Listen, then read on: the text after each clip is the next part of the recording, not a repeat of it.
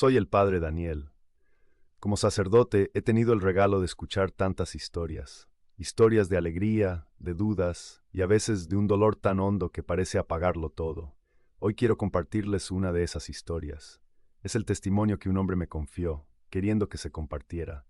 Es el viaje de un alma desde el abismo más oscuro hasta una paz que no esperaba. Es la historia de un hombre que creía haberlo perdido todo y encontró la salvación en 7 palabras. Su mensaje comenzaba con unas palabras que se me quedaron grabadas. Le escribo, Padre, no porque busque respuestas, sino porque ya no me quedan fuerzas. Desde que mi esposa se fue, cada amanecer es una condena. Dios ha guardado silencio, y yo con él. Son las palabras de un hombre que sentía que lo había perdido todo. Pero él no sabía que estaba por descubrir cómo una sola frase transformaría su infierno en una paz que creía imposible. Y todo comenzó con un simple, pero a la vez muy difícil acto de entrega. Jesús, en ti confío. Déjenme leerles parte de lo que Javier, el hombre de esta historia, compartió conmigo. Su voz merece ser escuchada. Padre Daniel, comienza. Mi nombre es Javier. Hace un año yo era el hombre más rico del mundo, no en dinero. Mi riqueza tenía un nombre, Elena. Estuvimos casados 32 años, donde cada día fue un regalo, tejido con risas y el olor a café de la mañana. Elena era mi ancla y mi faro. Tenía una fe sencilla pero firme como una roca. Ante cualquier preocupación, ella sonreía y decía, «Tranquilo, mi amor, Jesús se encarga». Y yo le creía, porque en ella veía la bondad del mundo. Soñábamos con una vejez tranquila, sentados en el porche viendo jugar a los nietos. Teníamos un océano de mañanas que dábamos por hecho. Y entonces una tarde de abril ese océano se secó. Fue de repente, un dolor en el pecho, la llamada a la ambulancia, las sirenas. En el hospital los médicos usaban palabras que mi mente se negaba a entender. Aneurisma masivo, inesperado, lo sentimos mucho. Pero yo solo escuchaba una palabra, repetida hasta el infinito, nunca. Nunca más su risa, nunca más su mano en la mía, nunca más su Jesús se encarga. Volví del hospital a una casa que de repente era una cueva inmensa y fría. Su taza de café a medio tomar seguía sobre la mesa, su libro marcado en el capítulo que nunca terminaría. El eco de su ausencia era un grito que me ensordecía. En ese momento, padre, el mundo dejó de tener sentido. El hombre que era Javier, el esposo de Elena, murió con ella esa tarde. Javier sigue contando su descenso a la noche más oscura del alma. Los meses que siguieron, escribe, fueron un borrón de dolor. Venían familiares y amigos con comida que no probaba y palabras de consuelo que no oía. Ella está en un lugar mejor, decían. Dios la necesitaba a su lado. Y con cada frase de esas, un muro de rabia crecía dentro de mí. ¿Un lugar mejor? Su lugar era aquí, conmigo, que Dios la necesitaba más que yo. Me parecía una cruel ironía de ese Dios en quien Elena confiaba ciegamente. Empecé a gritarle a Dios en mi soledad, exigiéndole una explicación. ¿Por qué ella? ¿Por qué a nosotros? Mis gritos solo rebotaban en las paredes. El silencio de Dios era mi tortura. Se sentía como una traición. Él, que se supone que es padre y amor, se había vuelto un muro de piedra contra el que yo me rompía el alma. Dejé de ir a misa. ¿Cómo podía sentarme a escuchar sobre un Dios bueno viendo a las parejas de mayores de la mano? Un veneno amargo me llenaba el corazón. Me convertí en un fantasma en las ruinas de mi vida.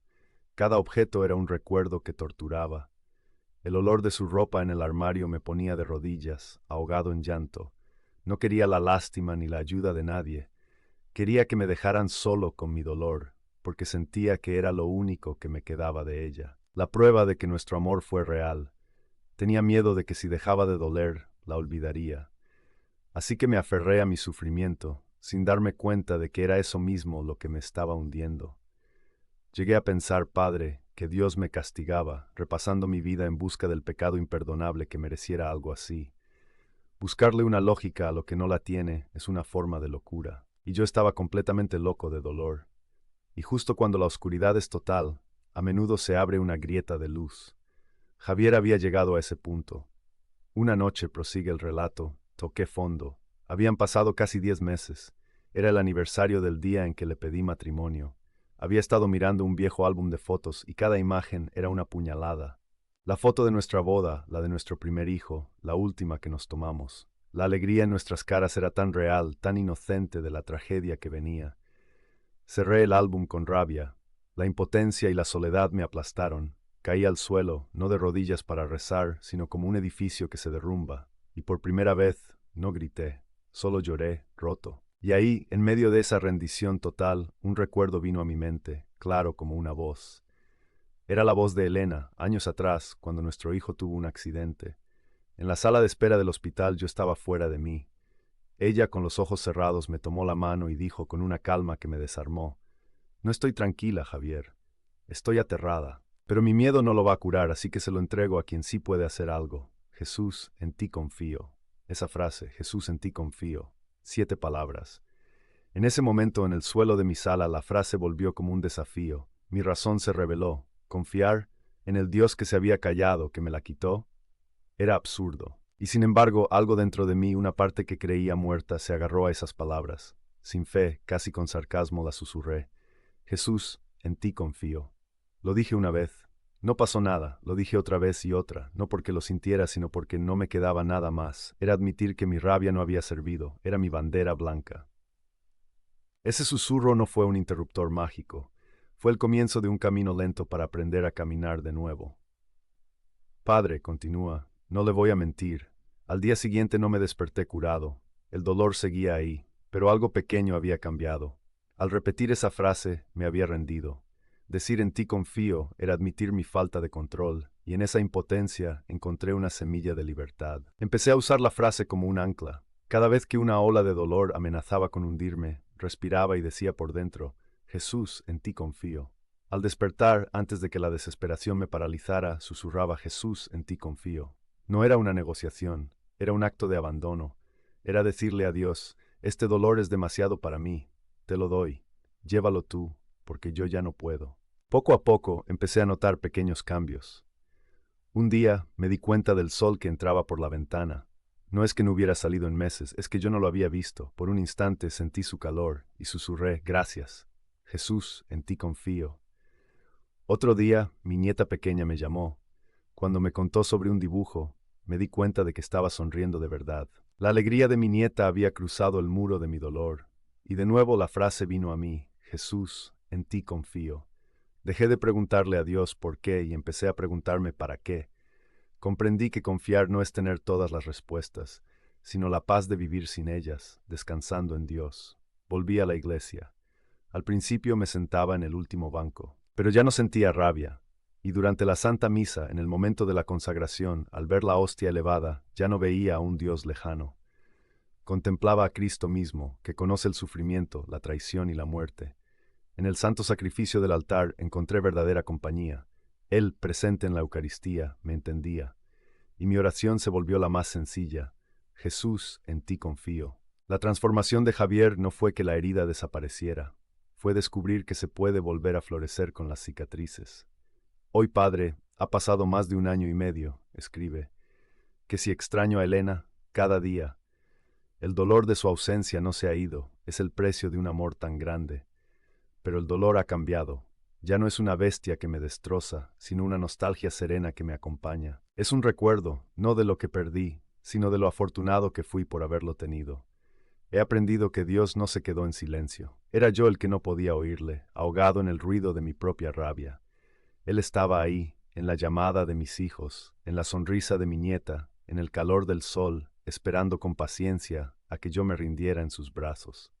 La frase «Jesús, en ti confío» se ha vuelto la respiración de mi alma. Ya no es un grito de desesperación, sino un murmullo de paz. Me ha enseñado que la fe no es un escudo que nos libra del sufrimiento, sino la certeza de que el sufrimiento, por hondo que sea, no tiene la última palabra.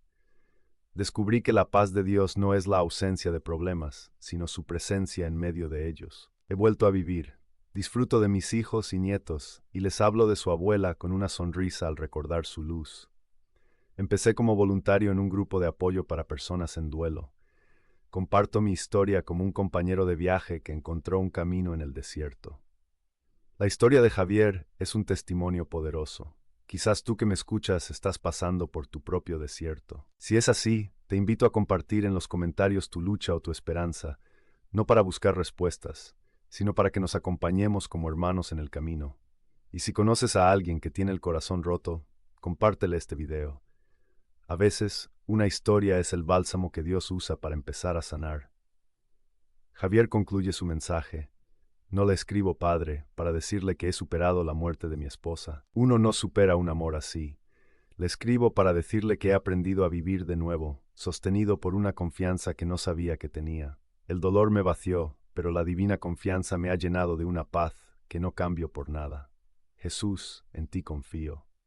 La historia de Javier nos enseña que la rendición en Dios no es debilidad, es el acto de mayor fortaleza. Es reconocer que hay un amor más grande sosteniéndonos, sobre todo cuando nos caemos. No importa cuán profundo sea tu dolor o cuán silencioso parezca el cielo, el amor de Dios es paciente, Él espera. Espera ese momento en que con las fuerzas que te queden puedas susurrar, Jesús, en ti confío. Porque en esa entrega la tormenta no desaparece, pero descubres que Él está en la barca contigo, calmando las aguas de tu corazón. Que la paz de Cristo, esa paz que el mundo no puede dar, descienda sobre todos ustedes, sobre sus familias, y sane cada herida de su corazón. Que el Señor los bendiga y los guarde, en el nombre del Padre, y del Hijo, y del Espíritu Santo. Amén.